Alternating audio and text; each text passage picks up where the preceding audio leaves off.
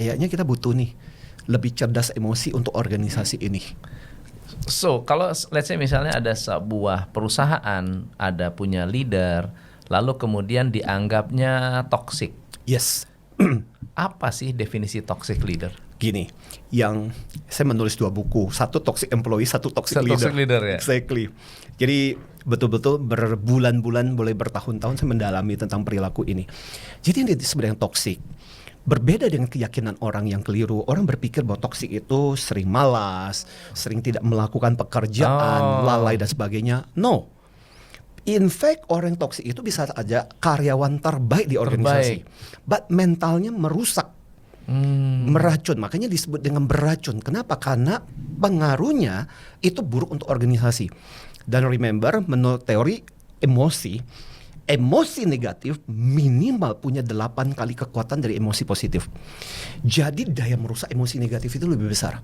Makanya kenapa, sama seperti kayak Coach Tom sering kali ngalami ketika meng-coach perusahaan-perusahaan yang bermasalah. Kerusakan yang ditimbulkan oleh emosi yang negatif itu besar sekali. Jauh lebih besar dari emosi positif. Jadi sering kali saya bilang, at least untuk satu emosi negatif, kita butuh 8 kali emosi positif untuk bisa menutupi itu.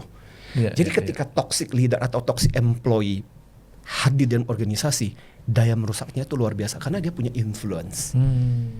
Dia menciptakan sebuah pattern dan harus dibedakan loh ya.